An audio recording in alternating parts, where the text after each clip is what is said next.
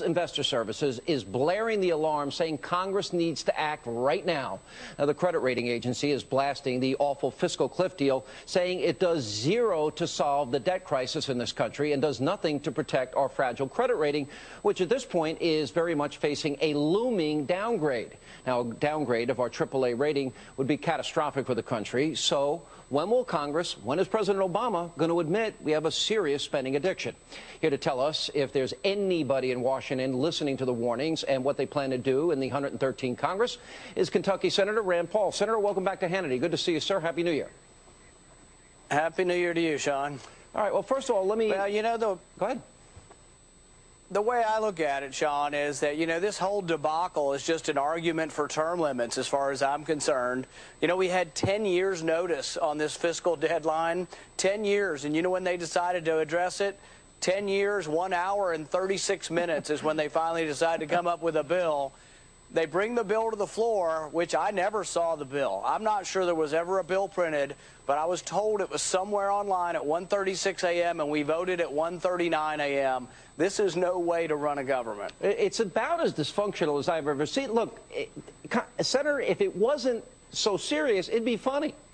You can't even make this up. The question here is, and I give you a lot of credit, you were one of a few that voted against this.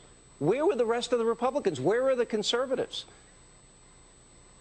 Well, see, the argument they accepted, and there is some point to this argument, is they saved 99% from a tax increase. They didn't affirmatively vote to raise taxes. They did save and make permanent the tax increase. So part of me says, well, that's better than letting Obama raise all the taxes.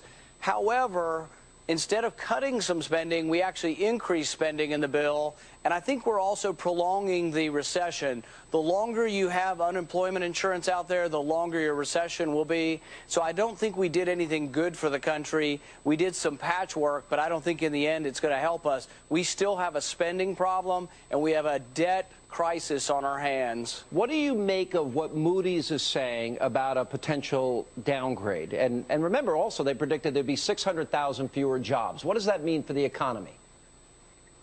Well, people need to listen closely to that because a downgrade of our debt doesn't have to do with us debating. A year and a half ago when we debated raising the debt ceiling, people were saying, oh, you conservatives caused the downgrade by being too vocal in your debate. No, that has nothing to do with it. We get downgraded because we have a $16 trillion debt, and we're borrowing $4 billion every day. We borrow $50,000 every second. That's why we're going to get downgraded, and we've done nothing. We took entitlements off the table. Entitlements are where 2/3 of the spending is. If you're not going to look at entitlements, you're not even a serious person and shouldn't even show up or be paid for work. All right, so it's a manufactured deal, as I said last night. It does nothing to solve the fundamental fiscal problems we have as a country. So the Senate didn't pass a bill for 3.5 years, their constitutional duty. Where do we go with the debt ceiling? The Republicans going to take the stand that I don't see any Democrats taking? Do you see that? Are they going to be willing to shut the government down, really take a stand and demand that Washington be responsible? There is a way to do it without scaring the markets. And we tried to do this last time, and we're going to try again.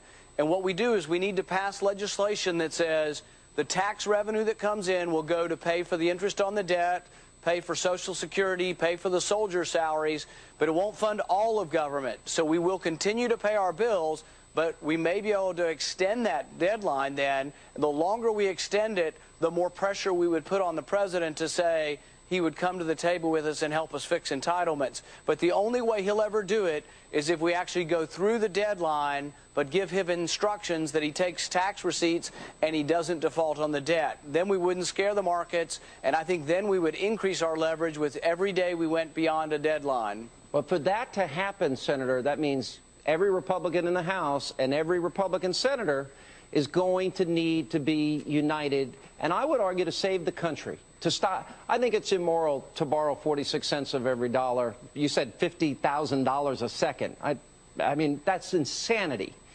So will the Republicans do it? Well, there is going to be repercussions if we don't do anything, and I hope we will wake up and come to our senses and do something. I, for one, will stand firm. I will not vote to raise the debt ceiling unless we get a balanced budget amendment to the Constitution, because so far I've seen no objective evidence to trust these people. They blow through all of their caps, they set spending limits, and they go beyond them. They are not trustworthy with money or very good with it, so we shouldn't give them more money. We should cut spending and make government smaller. All right. Well, Senator, I'm with you. Hold strong. If we're going to save America and save this country and stop robbing from our kids, that's the only way to do it. So we're going to need people that are leaders like yourself. So keep up the good work. Absolutely.